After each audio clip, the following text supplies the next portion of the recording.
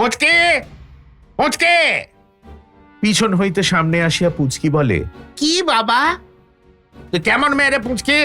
2 বছর আগে অত খরচপত্র করে তোর বিয়ে দিলাম, আবার তোর বিয়ে কিসের? যার কি পেয়েছিস নাকি?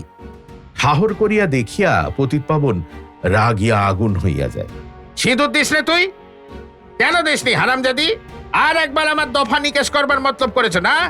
একবারে স্বাদ মেটেনি।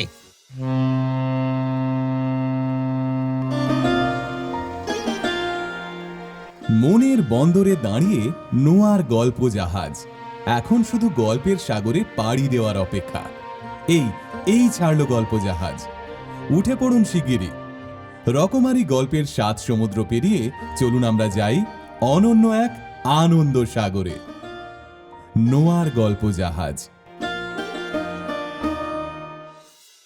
মাথার রহস্য। গল্প মানিক বন্দ্যোপাধ্যায়। পাঠ দ্বীপ। মাথার রহস্য। শেষ বয়সে একসঙ্গে থোক 2000 টাকা হারানোর পর পতিতপাবনের মাথাটা একটু খারাপ হইয়া গিয়েছিল। বেচারি গরিব মানুষ, সারা জীবন সামান্য মাহিনার চাকরি করিয়া অতি কষ্টে ছেলেদের মানুষ করিয়াছে, ধার কর্জ করিয়া স্ত্রীর গহনা বেচিয়া মেয়ে দুটির বিবাহ দিয়াছে। জীবনে একটি বারের জন্য কোনো দিন 2000 টাকা নিজের বলিয়া দাবি করিতে পারিয়াছে কিনা সন্দেহ। পেনশন নেওয়ার পর মাসে মাসে 37 টাকা পেনশন আর জীবন বীমার এই 2000 ছাড়া পতিতপাবনের আর কিছুই ছিল না। টাকা তো নয়, গায়ের রক্তের চেয়েও বেশি। কলকাতা শহরের ভোজবাজিতে 1 মিনিটের মধ্যে সেই টাকা যে কোথায় উড়িয়া গেল, ব্যাপারটা যে কি হইয়াছিল বাড়ির লোক ঠিক জানে না। নন্দীগ্রামে পতিতপাবনের বাড়ি। পাওনা টাকাটা আদায় করিয়া ব্যাংকে জমা দিয়া আসিবার জন্য সে কলিকাতায় গিয়াছিল। 3 দিন পরে সে গম্ভীর মুখে বাড়ি ফিরিয়া আসিল। জীবন যুদ্ধে হাসি খুশি ভাবটা পতিতপাবনের অনেকদিন উবিয়া গিয়াছে, তবু সাধারণত সে এরকম খাপছাড়া গাম্ভীর্যের ধার ধারে না। চোখের চাউনিও যেন একটু কেমন কেমন। স্ত্রী অন্নপূর্ণা জিজ্ঞাসা করিল, টাকা পেলে? পেয়েছি। কোন ব্যাংকে জমা দিলে? সরকারি ব্যাংকে তো? ব্যাংকে জমা দেবো কেন? আমি কি সেরকম হাবা নাকি? পুঁতে রেখেছি। পুঁতে রেখেছ? কোথায় পুঁতে রেখেছ? তা দিয়ে তোমার কি দরকার? যেখানে হোক রেখেছি। তারপর ধীরে ধীরে মোটামুটি ব্যাপারটা বোঝা গেল। টাকাটা পতিতপাবন যথারীতি আদায় করিয়াছিলেন। তারপর কি যেন হইয়াছে। টাকাটা হয় কোথাও পড়িয়া গিয়াছে, নয় কেউ পকেট মারিয়াছে, নয় ভাঁওতা দিয়া বাগাইয়া লইয়াছে, নয় অন্যভাবে গিয়াছে চুরি। বাড়ি ফিরিবার পরদিন পতিতপাবনের মাথাটা কিছুক্ষণের জন্য একটু সাফ হইয়া আসিয়াছিল। সেই সময় তার কথাবার্তা হইতে এই পর্যন্ত অনুমান করা গিয়াছে। বড় ছেলে মাধব যা করার ছিল করিয়া দেখিল। বাপকে জেরা করিল ঘণ্টার পর ঘণ্টা। যে টিনের সুটকেস সঙ্গে লইয়া পতিতপাবন কলিকাতা গিয়াছিল, তন্ন তন্ন করিয়া সেটি খোঁজাখুঁজি করিল। কলিকাতা গিয়া এখানে ওখানে ছোটাছুটি করিল। তারপর বাড়ি ফিরিয়া বিষণ্ণ মুখে মাথা নাড়িয়া বলিল, কি অনিষ্ট করেই জন্মেছিলাম আমি। টাকাকে টাকা গেল, এদিকে আবার কি সর্বনাশ হলো দেখো। আরে মাধু, টাকার শোকে মানুষ কি সত্যি পাগল হয়ে যায়? আস্তে আস্তে কমে যাবে তো। যাবে না, ও তো বাবার ঢং। টাকাগুলো বিসর্জন দিয়ে এসে কি আর করেন? মাথা খারাপ হওয়ার ভান করছেন। তোরও মাথা খারাপ হয়েছে মাধু, নইলে ওর নামে তুই অমন কথা বলিস? ঢং করবার মানুষ শুনি। আমি এবার কাগজ বার করব কি দিয়ে? কত বললাম বাবা আমি সঙ্গে যাই, অতগুলো টাকা একা তুমি সামলাতে পারবে না। তখন সে কথা কানে তোলা হলো না। এবার কি হবে? আমি কাগজের জন্য কার কাছে গিয়ে হাত পাতবো? এদিকে এমন সর্বনাশ হয়ে গেল, আর কাগজের ভাবনাটাই তোর কাছে বড় হলো মাধু। হবে না জানো, এ সময় আমার মনের মতো একটা মাসিক কাগজ বার করতে পারলে 1 বছরে বড়লোক হয়ে যেতাম। এবার অন্য লোকে মেরে নেবে। 2000-এর মধ্যে 500 টাকা মাধবকে দেওয়ার কথা ছিল। সেই শোকেই তাকে বিশেষ রকম কাবু হইয়া পড়িতে দেখা গেল। আর স্বামীর রকম সকম দেখিয়া অন্নপূর্ণার যত বুক ধড়ফড় করিতে লাগিল, অবিবাহিতা কন্যা পুঁচকির দিকে চাহিয়া তত উথলিয়া উঠিতে লাগিল টাকার শোক। পতিতপাবন জিজ্ঞাসা করিল, কাঁদছো কেন? ওগো, আমাদের পুঁচকির বিয়ে দেব কি করে? পুঁচকির বিয়ে? সেদিন না পুঁচকির বিয়ে দিলাম, আবার বিয়ে কিসের? মাধবের বউ শাশুড়ির দেখা দেখি এতক্ষণে যে চোখ মুছিতেছিল, এবার খিলখিল করিয়া হাসিয়া ফেলিয়া মুখে আঁচল চাপা দেয়। বেকারের বউ, কিন্তু সংসারে ভাবনা চিন্তা না থাকায় আর নিজস্ব ব্যক্তিত্ব বলিয়া কিছু না থাকায় সংসারে হাসি কান্নার স্রোতেই গা এলাইয়া ভাসিয়া বেড়ায়। তবে একটা আশ্চর্যের বিষয় এই, পরের দেখা দেখি সে কাঁদে বটে, হাসির কথায় হাসে কিন্তু নিজে নিজেই। পতিতপাবন হাঁকিতে আরম্ভ করে। পুঁচকি, পুঁচকি! পিছন হইতে সামনে আসিয়া পুঁচকি বলে, কি বাবা, তুই কেমন মেয়ে রে পুঁচকি? 2 বছর আগে অত খরচপত্র করে তোর বিয়ে দিলাম, আবার তোর বিয়ে কিসের? আর কি পেয়েছিস নাকি? ঠাহর করিয়া দেখিয়া পতিতপাবন রাগিয়া আগুন হইয়া যায়। সিঁদুর দিস রে তুই? কেন দিসনি হারামজাদি? আর একবার আমার দফা নিকেশ করবার মতলব করেছ না? একবারে স্বাদ মেটেনি। মেজ ছেলে যাদব অদূরে দাঁড়াইয়াছিল। সে চোখের ইশারা করিতে হতভম্ব পুঁচকি পলাইয়া যায়। পতিতপাবন নিজের মনে বিড়বিড় করিয়া বকিতে থাকে যে সে আর পারিয়া উঠিল না, এত কষ্টে যদিবা 1002 টাকা জোগাড় করিয়াছে, সকলের নজর ওই টাকাটার উপরে, ওটা যতক্ষণ না শেষ করিতে পারিতেছে কারো আর স্বস্তি নাই। যাদব বলে, তোমার টাকা কোথায় পোঁতা আছে আমরা কেউ তো জানিও না বাবা। জানবার জন্য মতলব তো বাগাচ্ছ 1000 রকমের। তাই বা কেন বাগাবো? টাকা দিয়ে আমাদের কি দরকার? তোমার টাকা যেখানে আছে সেখানে আছে। মাথার ভিতর যার গোল বাঁধিয়া গিয়াছে কে তাকে বুঝাইবে? এ বাড়িতে সকলের চেয়ে মাথা পরিষ্কার যাদবের। সংসারে মানুষের কাণ্ড কারখানাগুলি সে যেমন বুঝিতে পারে, বুঝাইতেও পারে তেমনি। জোরালো একটি ব্যক্তিত্ব থাকার জন্য তার কথাগুলি লোকে বুঝিতেও চায়, কিন্তু বাপকে বুঝাইতে গিয়া সেও হার মানিয়া যায়। তার বিকৃত মাথাটা কিছুতেই ছেলের ভালো মাথাটার এ ভাব স্বীকার করিতে চায় না। এক একটা সূত্র ধরিয়া এক এক দিকে নিজের বিকৃত কল্পনার রথটি চালাইতে থাকে। তার সমস্ত বিকারের ভিত্তি ওই 2000 টাকা। কোন চুলোয় গিয়াছে সে টাকা ভগবান জানেন। দিবা রাত্রি তার মনের মধ্যে ওই টাকার চিন্তা পাক খাইয়া বেড়ায়। কখনো নিজের মনে ভাবে, কখনো ভাবনাগুলি শোনাইয়া বেড়ায় 10 জনকে। অন্য লোকে নিজেদের মধ্যে যখন যে বিষয়েই আলোচনা করুক, পতিতপাবন সে আলোচনায় যোগ দিলে 2000 টাকার কথা টানিয়া আনে, যে টাকাটা সে পুঁতিয়া রাখিয়াছে, আর যে টাকাটার দিকে পৃথিবী শুদ্ধ সবার লোভ, আর যে টাকাটা দিয়া একদিন এই করিবে, ওই করিবে, তাই করিবে। টাকাটা যদি কোথাও পড়িয়া গিয়া থাকে, আর এমন কেহ যদি পাইয়া থাকে যে দাঁতে দাঁত ঘষিয়া 2000 টাকার লোভ সামলাইতেই পারে, এই আশায় কয়েকটা কাগজে বিজ্ঞাপন দেওয়া হইয়াছিল।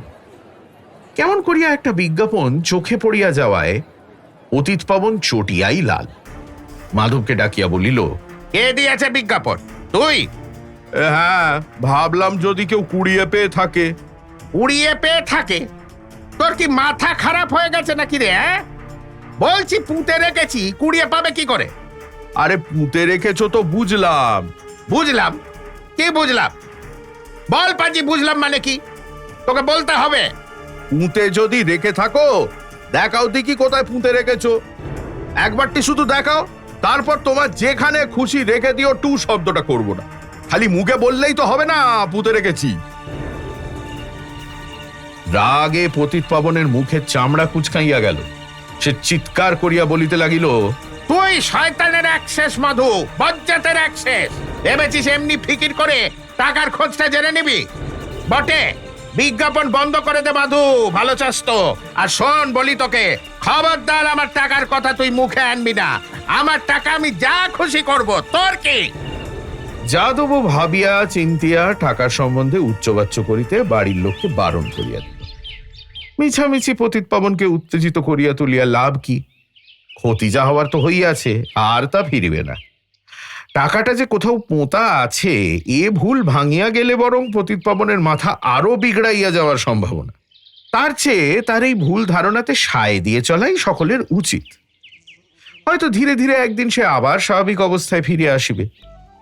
অন্য ছুতোয় অন্য পরিচয়ে বাড়িতে আসিয়া একজন ডাক্তার একদিন পতিত পাবনের ব্যাপারখানা দেখিয়া গেছেন।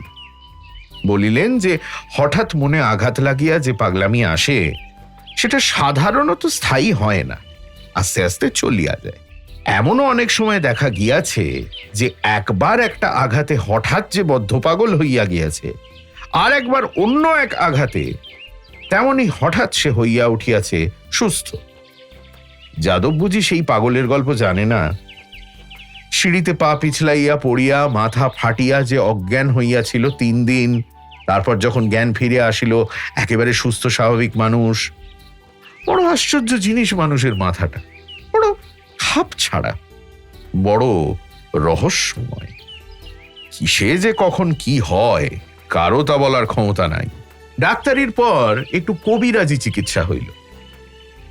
কখনো একটু ভালো মনে হইল পতিত পাবনকে, কখনো মনে হইল পাগলামি যেন বাড়িয়া গিয়াছে। কিন্তু বিশেষ কিছু উন্নতি কোনো চিকিৎসাতেই দেখা গেল না। বাড়ির সকলের মন খারাপ রহিল এবং উপদেশ ও পরামর্শ দিবার মস্ত একটা বিষয়বস্তু জুটিয়া গেল পাড়ার লোকের। পূজা মানত ও মাদুলির মধ্যে পূজা ও মানতগুলি দেখা গেল সম্ভব। পতিত পাবনকে মাদুলি ধারণ করানোর কোনো উপায় খুঁজিয়া পাওয়া গেল না। কে তাকে বলিবে যে তোমার মাথা খারাপ হইয়াছে, এই মাদুলিটা ধারণ করো, সারিয়া যাইবে? ভয়ানক কিছু করিবার ঝোঁকও পতিত পাবনের আসে না। কতগুলি বিষয়ে মাথাটাও সে মোটামুটি ঠিক রাখিয়া চলে, এই যা একটা ভরসার কথা। অন্য পাগলের মতো বাঁধিয়া রাখিতে হইলেই হইয়াছিল। প্রত্যেক মাসের 1 তারিখে নিয়ম মতো পেনশনটা লইয়া আসে, সময় মতো স্নানাহার করে, সংসারের স্বাভাবিক গতিতে এমন কোনো বাধা জন্মায় না, যে জন্য সকলকে ব্যতিব্যস্ত হইয়া উঠিতে হয়। রাত্রে যদি না ঘুমায় অন্য কারো ঘুমে সে ব্যাঘাত করে না। বিড়বিড় যখন যা বকে, এত আস্তে জড়াইয়া কথাগুলি বলে যে সাধ করিয়া কান পাতিয়া না শুনিলে কারো শুনিবার দরকার হয় না। দাড়ি গোঁফে পতিত পাবনের মুখখানা একরকম ঢাকিয়া গিয়াছে। তার চোখের দিকে চাহিলে কিন্তু একটা অদ্ভুত অনুভূতি হয়, এমন একটা জটিল দুর্বোধ্য রহস্য তাহার দুটি চোখে একটা অস্বাভাবিক বিচ্ছিন্ন জ্যোতির মতো ঘনাইয়া আসিয়াছে। শিশুর চোখে যেন ফুটিয়া আছে শ্মশানচারী কাপালিকের দৃষ্টি। পাগলামি পাগলের নিজস্ব বৈশিষ্ট্য। পতিত পাবনের পাগলামি এমন বেমানান মনে হয়। এই অস্বাভাবিকতা যেন তার পক্ষে একান্ত অস্বাভাবিক, অনুচিত কিছু। যাদব বলে, বাবা, ভালো হয়ে যাবে মা। আমার যেমন অদেষ্ট, সত্যি ভালো হয়ে যাবে। কোন রকমে আমি যদি 2000 টাকা জোগাড় করতে পারতাম। মাধব একটা 50 টাকার চাকরি জোগাড় করিতে পারিল বটে, যাদবের পক্ষে 2000 টাকা জোগাড় করার কোনো ভরসাই দেখা গেল না। মাধবের চাকরি হওয়ায় ভাবিয়া চিন্তিয়া যাদব আর পড়া ছাড়িল না। কলিকাতায় এক কাকার অমত সত্ত্বেও তার বাসায় উঠিয়া কলেজের কাটা নামটা জোড়া লাগাইয়া ভয়ঙ্কর পড়া আরম্ভ করিয়া দিল। পড়িয়া পড়িয়া মরিয়া গেলেও টাকা হয় না, যাদব তা জানে, কিন্তু কি আর করা যায়? আর কোনো পথের সন্ধান তো সে রাখে না। কাকার বাড়ি ভাই ফরমাস খাটিতে বলিলে যাদব খাটে না, গালাগালি দিলে শোনে না, খাইতে না ডাকিলে নিজে পাত পাড়িয়া বসিয়া খায়, আর সপ্তাহে 200 ওজন কমানোর মতো পড়ে। এমন অসাধারণ ভালো একটি ছেলে বাড়িতে থাকিলে যদি বাড়ির পাঠ বিমুখ আড্ডাধারী ছেলে দুটির কিছু ভালো হয়, এই আশায় কাকার বাড়ির সকলে শেষে যাদবের অপরাধগুলি ক্ষমা করিয়া ফেলে। এমনকি কাকিমা একদিন মুখখানা হাসি হাসি করিয়া পর্যন্ত বলে, আচ্ছা তুই পড়, তোকে আর বাজারে যেতে হবে না। ধরা বাঁধা একটা নিয়ম আছে যে পড়িতে পড়িতে যে যত রোগা হইতে পারিবে সে তত ভালোভাবে পাশ করিবে। সুতরাং যাদবের পরীক্ষার ফলটা হয় চমৎকার। গ্র্যাজুয়েটত্ব অর্জন করিয়া বিশ্ববিদ্যালয়ে নাম লেখাইয়া যাদব পণ প্রথার বিরুদ্ধে যত আন্দোলন উঠিয়াছে তার বিরুদ্ধে বিদ্রোহ ঘোষণা করে। ভালো মেয়ে যদি পাওয়া যায় তো ভালোই, যদি না পাওয়া যায় তাতেও ক্ষতি নাই। আর সমস্ত গন্ডায় গন্ডায় বুঝিয়া পাওয়া যায়। আর চাই নগদ টাকা থোক 2000, 1999 হইলেও চলিবে না, পুরোপুরি 2000। যাদবের ভাবসাব দেখিলেও যেন কেমন কেমন লাগে। যেমন চেহারা ছিল, স্বভাব ছিল, সেরকম চেহারাও নাই, স্বভাবও নাই। আগা গোড়া বদলাইয়া গিয়াছে। শান্তশিষ্ট ধীর প্রকৃতির ছেলেটার মধ্যে কেমন যেন একটা চাঞ্চল্য আসিয়াছে, বোঝা যায়। জীবনটা যার কাছে এতদিন ছিল সহজ ও সাধারণ, হঠাৎ তার জীবন সম্বন্ধে গুরুতর একটা নেশা জন্মিয়া গিয়াছে। সহজ বুদ্ধি বিবেচনার মধ্যে মাথা তুলিয়াছে জোরালো ভাব প্রবণতা। মাধব বলে, তুই বড় বেহায়া যদু, নিজের বিয়ের সম্বন্ধে এমন করে। তুমি বোঝো না দাদা, বিয়ের জন্য বিয়ে করছি নাকি আমি? টাকার জন্য। টাকার জন্য বিবাহ করিলে নিজের বিবাহ সম্বন্ধে যত দূর খুশি নির্লজ্জ হওয়া যায়, এইরকম একটা ধারণা যাদবের মনে আছে। সে তাই মহোৎসাহে নিজের বিবাহের কথা আলোচনা করে, দেনা পাওনার ফর্দ দাখিল করে। ফর্দ দেখিলেই বোঝা যায় 1000 কমে মেয়ের বাপের আর রেহাই নেই। তা হোক, বাড়ি ঘর না থাক, বাড়ির অবস্থা ভালো না হোক, ছেলের বাপের মাথার ব্যারাম থাক, পরীক্ষা পাশ করিতে তো ছেলে অসাধারণ পটু। ঘটক একেবারে 5000 টাকার এক বলিয়া নিয়ে হাজির করে। ভদ্রলোক নগদ দিতে রাজি থাকেন 3000। ঘটকের 300 বাদ দিলে যাহা হইতে বাকি থাকিবে 2700। যাদব বলে, হ্যাঁ ঠিক, এই তো চাই। ছেলের বিবাহেও যে টাকা খরচ হয় এটা এতদিন তার খেয়াল হয় নাই কেন ভাবিয়া আশ্চর্য হইয়া যায়। এই বেশ হইয়াছে, 700 টাকা যে বেশি পাওয়া গেল, সেই টাকার মধ্যেই বউ ভাত ইত্যাদির খরচ মিটিয়া যাইবে। হাতে থাকিবে পুরোপুরি 2000। কেবল 2000 নগদ নিলে যে কাজের জন্য এত কাণ্ড করা, সে কাজটাই যে তার হইতো না। 2000-এর কত খরচ হইয়া যাইতো কে জানে। যথারীতি বিবাহ হইয়া গেল। বউ অবশ্য সুবিধের হইল না, সব দিকে সুবিধে হয়ও না। রং একটু কালো বউয়ের, দেহ একটু স্থূল, মুখখানা একটু চ্যাপ্টা, আর বাঁ চোখটা এত ছোট যে এ চোখে তার দৃষ্টি নাই। নামটা পর্যন্ত ভালো নয় বউয়ের, কালিদাসী। যাদব আগেই মেয়ে দেখিয়াছে, তবু বিবাহের রাত্রে চোখে পলক ফেলিতে তার যেন একটু কষ্ট হইতে লাগিল। উপবাস আর অনিদ্রায় যেরকম হয়, তার চেয়ে অন্য রকম কষ্ট। তোমার ঘুম পেয়েছে? বউ মাথা নাড়ি। তোমার গালে কাটার দাগটা কিসের? ওড়া হয়েছিল। বোঝা গেল মেয়ে দেখার সময় মনে হয়েছিল বউয়ের গলা তার চেয়েও কর্কশ। অতিরিক্ত লজ্জার ভেজালটা উপিয়া গেলে ও গলার স্বর কেমন শোনাইবে কে জানে। একটা নিঃশ্বাস ফেলিতে গিয়া নিঃশ্বাসটা যাদব চাপিয়া গেল, কিন্তু প্রকাণ্ড হাইটাকে কোনো মতে দমন করা গেল না। বউ ভাতের হাঙ্গামা চুকিয়া যাওয়ার পরদিন সকালবেলা পতিত পাবন বাড়ির সামনে দাওয়ায় বসিয়া গম্ভীর মুখে তামাক টানিতেছিল। বাড়িতে বিবাহের গন্ডগোল শুরু হওয়ার পর হইতে সে চুপচাপ হইয়া আসিয়াছিল। কেমন এক প্রকার বিস্মিত দৃষ্টিতে গভীর মনোযোগের সঙ্গে সকলের চলা ফেরা হইচই লক্ষ্য করিয়া দেখিতেছিল। কাল সারাদিন সে যেখানে ভোজ রান্না হইতেছিল সেইখানে একখানা পিঁড়ি পাতিয়া বসিয়া কাটাইয়া দিয়াছে। সন্ধ্যার পর হইতে বারান্দার এক কোণে একটা টুলে ঠায় বসিয়া থাকিয়াছে অনেক রাত অবধি। বাড়ির লোক অথবা নিমন্ত্রিতেরা কেহ কথা কহিলে কথার জবাবও দেয় নাই। আজ সকালে অনেক দেরিতে উঠিয়া নীরবে প্রাতকৃত্য সারিয়া চা জল খাবার খাইয়া বাহিরে আসিয়া বসিয়াছে। চা সে কোনোদিন খায় না, আজ চাহিয়া খাইয়াছে। সকলে একটু অবাক হইয়া ভাবিয়াছে যে না জানি এ আবার তার কোন নতুন ধরনের পাগলামির পরিচয়। তামাক টানিতে টানিতে সে কি ভাবিতেছিল সেই জানে।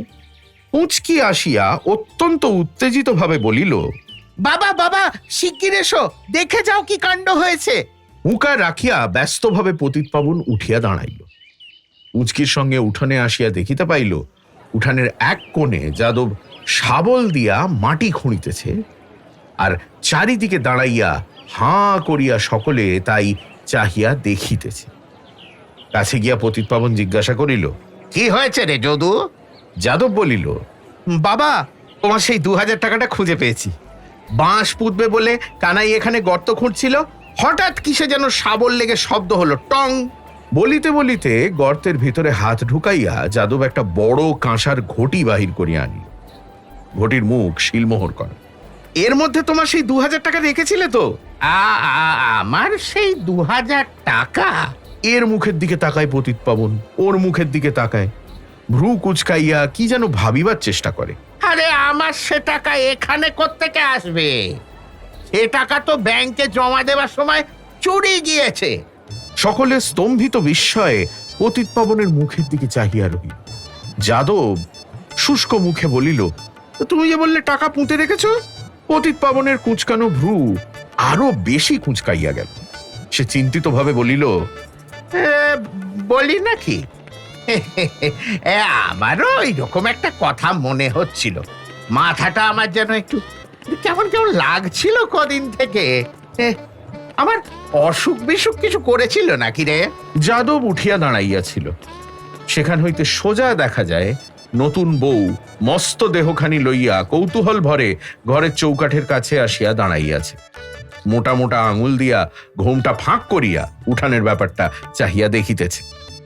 যাদবের চোখের উদ্ভ্রান্ত দৃষ্টি একবার চারিদিকে ঘুরিয়া আসিতে দু চোখ তার হইয়া উঠিল জবা ফুলের মতো টকটকে লাল। বাপের মুখের দিকে কটকট করিয়া তাকাইয়া দাঁতে দাঁত ঘষিয়া সে বলিল, অসুখ? তোমার মতো লোকের অসুখ হয়? তোমার সব ঢং। অন্য ছুতোয় অন্য পরিচয়ে বাড়িতে আনিয়া সেই ডাক্তার একদিন যাদবের ব্যাপারখানা দেখিয়া গেলেন। বলিলেন যে হঠাৎ মনে আঘাত লাগিয়া যে পাগলামি আসে সেটা সাধারণত স্থায়ী হয় না, আস্তে আস্তে কমিয়া যায়। এমনও অনেক দেখা গিয়াছে যে একবার একটা আঘাতে হঠাৎ যে বদ্ধ পাগল হইয়া গিয়াছে, আর একবার অন্য এক আঘাতে তেমনি হঠাৎ সে হইয়া উঠিয়াছে সুস্থ। পতিতপাবন বুঝি সেই পাগলের গল্প জানে না? সিঁড়িতে পা পিছলাইয়া পড়িয়া মাথা ফাটিয়া অজ্ঞান হইয়াছিল 3 দিন। তারপর যখন জ্ঞান ফিরে আসিল একেবারে সুস্থ স্বাভাবিক মানুষ। বড় আশ্চর্য জিনিস মানুষের মাথাটা, বড় খাপ ছাড়া, বড় রহস্যময়। কিসে যে কখন কি হয় কারো তা বলার ক্ষমতা নাই। এইরকম আরও গল্প শুনতে সাবস্ক্রাইব করুন নোয়া গল্প জাহাজ। প্রেস করুন বেল আইকন।